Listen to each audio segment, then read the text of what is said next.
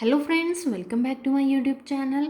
आज का हमारा टॉपिक है पंचायती राज। ठीक है, जो पार्ट 9 आर्टिकल 243 ए से लेकर 243 ओ तक होता है। ओके, तो पंचायती राज होता क्या है? Direct participation of people at ground level.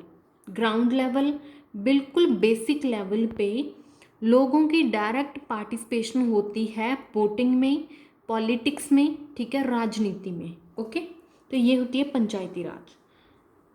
पंचायती राज आती है अंडर स्टेट लिस्ट। ये हमने कल पढ़ा था, union list, state list and concurrent list क्या होती है। तो उसमें से जो स्टेट लिस्ट है उसके अंडर आती है पंचायती राज। ओके, अब एवोल्यूशन ऑफ पंचायती राज, पंचायती राज का एवोल्यूशन कैसे हुआ था, स्टार्टिंग से आइडिया कहाँ से आया था, कैसे बना था पंचायती राज, वो सब कुछ हम रीड आउट करेंगे। ओके, सबसे पहले आई थी बलवंत राय मेहता कमेटी। ये आपने पढ़ी होगी कहीं ना कहीं से। ओके, बलवंत राय मेहता कमेटी जो कि जनवरी 1957 को बनी थी। Community development programme 1952, national extension service 1953। तो ये दो प्रोग्राम आए थे, दो कमिटीज़ आई थी जिनको आगे लागू करने के लिए बनाई गई थी Balwant Rai Mehta committee. Okay, to implement both of these programs Balwant Rai Mehta committee was constituted. इन दोनों को इम्प्लीमेंट करने के लिए बलवंत राय मेहता कमेटी बनी थी। ठीक है, बलवंत राय मेहता कमेटी ने नवंबर 1957 को सबमिट कर दी थी रिपोर्ट। जनवरी 1957 को ये बनी थी और नवंबर में अपनी रिपोर्ट सबमिट कर दी थी। ओके, इसने कहा था कि डेमोक्रेटिक डिसेंट्रलाइजेशन होना चाहिए। डेमोक्रेटिक क्या होता है? लोकतंत्र होता है। ठीक है, डिसेंट्रलाइजेशन क्या होता है? मतलब पहले आप देखो सेंट्रलाइजेशन। सेंट्रलाइजेशन होता है कि पूरी जो पावर है वो एक ही बंदे के हाथ में होनी। ठीक है, मतलब एक सेंटर, जैसे ये सेंटर है, बिंदु है, एक पॉइंट। ओके, ये सेंटर है, पूरी की पूरी पावर इस सेंटर के हाथ में है। एक बिंदु मतलब एक बंदे के हाथ में होनी, वो होती है सेंट्रलाइजेशन। डिसेंट्रलाइजेशन क्या होता है? ये हमने अलग अलग बहुत सारे बिंदु बना दिए, बहुत सारे एग्जाम्पल के तौर पे ले लो कि बहुत सारे बंदे हैं। ठीक है, अब डिसेंट्रलाइजेशन मतलब कि अब जो पावर थी उसको इन सब बंदों के हाथ में डिवाइड कर दिया है। ठीक है, पावर किसके हाथ में चली गई है? इन सब के हाथों में डिवाइड हो गई है। थोड़ी सी पावर इसको मिल गई, थोड़ी सी इसको, थोड़ी की इसको, मतलब सबके साथ जो पावर है वो डिवाइड हो गई है। पहले किसके पास थी? एक बंदे के पास थी। ठीक है, वो होता है सेंट्रलाइजेशन। डिसेंट्रलाइजेशन मतलब सबके साथ पावर डिवाइड हो गया। ओके, डेमोक्रेटिक डिसेंट्रलाइजेशन को क्या कहा जाता है? पंचायती राज इंस्टीट्यूशन कहा जाता है। ओके, अब बलवंत राय मेहता कमेटी थी जो, उन्होंने सजेस्ट किया था 3 टायर सिस्टम। पंचायती राज के लिए 3 टायर सिस्टम आया था, जिसमें जिला परिषद जो डिस्ट्रिक्ट लेवल पे, जिला लेवल पे था, पंचायत समिति ब्लॉक लेवल पे होती थी, ग्राम पंचायत विलेज लेवल पे होती थी। ठीक है, accepted by National Development Council in 1958 में एनडीसी के द्वारा एक्सेप्ट कर लिया था ये। ठीक है, 3 tier system adopted first by. 3 tier system को पहली बार कौन सी स्टेट ने, कौन से राज्य ने एक्सेप्ट किया था? तो नागौर राजस्थान ने। ओके, राजस्थान का जो नागौर है वहाँ पे इसको एक्सेप्ट किया गया था 2 अक्टूबर 1959 को। उसके बाद कंप्लीटली इसे एक्सेप्ट कर लिया था आंध्र प्रदेश, बिहार, गुजरात, हिमाचल प्रदेश, इन सब ने भी कर लिया था। लेकिन फर्स्ट कौन थी? नागौर राजस्थान। ये क्वेश्चन पूछा जाता है। ओके, आगे आता है ग्राम पंचायत। ग्राम पंचायत क्या होती है? डायरेक्टली इलेक्टेड रिप्रेजेंटेटिव्स, मतलब जो भी इनके रिप्रेजेंटेटिव होते हैं उनको डायरेक्टली इलेक्ट किया जाता है थ्रू वोटिंग। पंचायत होती है जो रिस्पॉन्सिबल टू ग्राम सभा।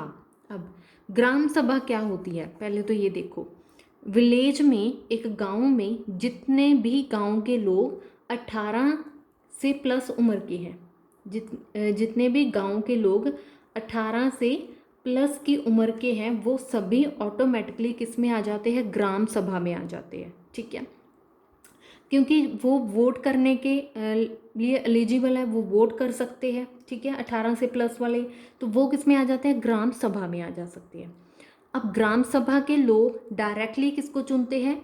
ग्राम पंचायत को चुनते हैं। जितने भी ग्राम पंचायत में मेंबर होते हैं उनको डायरेक्टली चुनते हैं वोटिंग के थ्रू। ओके, तो इसीलिए है कि पंचायत जो भी काम करेगी वो ग्राम सभा को आंसरेबल होगी, रिस्पॉन्सिबल होगी। ओके, क्योंकि ग्राम सभा ने डायरेक्टली चुना है ना उनको, इसीलिए। अब ग्राम पंचायत में रिजर्वेशन होता है SC ST एंड वुमेन के लिए। ओके, आगे आती है पंचायत समिति जो ब्लॉक लेवल पे होती है। इसमें एक ब्लॉक लेवल पे होती है। एक ब्लॉक में 20 से 60 तक के जो गांव हैं, विलेजेस हैं, वो आते हैं। मतलब एक ब्लॉक के अंडर 20 से 60 तक के विलेज हो सकते हैं। इसमें भी डायरेक्ट इलेक्शन होती है। ओके, आगे आती है जिला परिषद जो डिस्ट्रिक्ट लेवल पे होती है। इसमें भी डायरेक्ट इलेक्शंस होती हैं और इसका जो हेड होता है वह डिस्ट्रिक्ट का कलेक्टर होता है। ठीक है, तो ये आपने क्या देखना है, Balwant Rai Mehta committee 3 tyre committee थी, जिसमें सबसे नीचे की जो बेस लेवल पे विलेज होता है, गांव होता है। ठीक है, उसके बाद बहुत सारे गांव में जो होते हैं वो किसके अंडर आते हैं? ब्लॉक के अंडर आते हैं। बहुत सारे ब्लॉक किसके अंडर आते हैं? डिस्ट्रिक्ट के, मतलब एक जिले के डिस्ट्रिक्ट के अंडर आते हैं। ओके, बहुत सारे विलेज ब्लॉक के अंडर, बहुत सारे ब्लॉक डिस्ट्रिक्ट के अंडर। ओके, आगे आती है दूसरी कमेटी थी जो अशोक मेहता कमेटी। अशोक मेहता कमेटी 1977 को बनी थी और ये 2 टायर सिस्टम होता था। इसमें 2 टायर है। मंडल पंचायत जो बेस लेवल पे, गांव लेवल पे होता है, मंडल पंचायत, जिसमें नंबर ऑफ विलेजेस होते हैं, मतलब बहुत सारे विलेजेस का ग्रुप होता है, वो मंडल पंचायत में आता है। जिस गांव की पॉपुलेशन 15,000 से 20,000 तक होती है वो इसके अंडर आते हैं। सेकंड है जिला परिषद जो टॉप लेवल पे, डिस्ट्रिक्ट लेवल पे होता है। तो ये इसका 2 लेवल था, 2 टायर सिस्टम था अशोक मेहता कमेटी का। उसके बाद आता है 73rd अमेंडमेंट एक्ट जो 1992 को 1992 को आता है। 73rd अमेंडमेंट एक्ट ये इम्पॉर्टेंट है। इसका एम क्या था? डिसेंट्रलाइजेशन ऑफ पावर, कि पावर को बहुत सारे हाथों में, बहुत सारे बंदों में डिवाइड करना है, एक हाथ में नहीं रखना है पावर को। ओके, वो होता है डिसेंट्रलाइजेशन ऑफ पावर। इसने रिकमेंड किया था 3 टायर सिस्टम को। 1/3 रिजर्वेशन फॉर वुमेन, वुमेन को रिजर्वेशन दी गई थी। ठीक है, इसका टेन्यूर कितना होता है? ग्राम पंचायत का 5 साल का होता है। 5 साल के बाद दोबारा से इलेक्शंस होते हैं। In case gram panchayat dissolve हो जाती है तो उसके इलेक्शंस विद इन 6 मंथ होने चाहिए। ठीक है, ये इंपॉर्टेंट है कि 6 मंथ उनके इलेक्शंस होने चाहिए। अब जो इनके इलेक्शंस करवाए जाएंगे वो किसके अंडर आते हैं? स्टेट इलेक्शन कमीशन के अंडर आते हैं। ओके, जो हमारे 5 साल बाद ग्राम पंचायत के इलेक्शन होते हैं वो स्टेट इलेक्शन कमीशन के अंडर आते हैं। उसके बाद जो 3rd नंबर की कमेटी आई थी वो थी LM सिंघवी कमेटी जो 1986 में आई थी। ये रिकमेंड करती थी constitutional status for local bodies. जितनी भी लोकल बॉडीज़ हैं, ग्राम पंचायत, ग्राम सभा, जो भी लोकल बॉडीज़ हैं, उन सबको कॉन्स्टिट्यूशनल, संवैधानिक जो स्टेटस दिया था वो LM सिंघवी कमेटी ने दिया था। ओके, ये इंपॉर्टेंट है। LM सिंघवी कमेटी ने क्या दिया? संविधान में, कॉन्स्टिट्यूशन में स्टेटस दिया लोकल बॉडीज़ को। ओके, तो आज का हमारा टॉपिक इतना सा था जो पंचायती राज का था। आई होप कि आपको वीडियो अच्छी लगी होगी, समझ में आई होगी।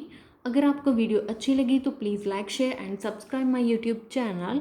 और मेरे साथ साथ आप अपनी नोट मेकिंग स्टार्ट कीजिए। इससे आपको क्या होगा कि एग्ज़ाम से पहले आप फटाफट रिवीजन कर सकते हैं। ठीक है, और ज़्यादा से ज़्यादा वीडियो को शेयर कीजिए ताकि किसी और की भी हेल्प हो सके। Thank you.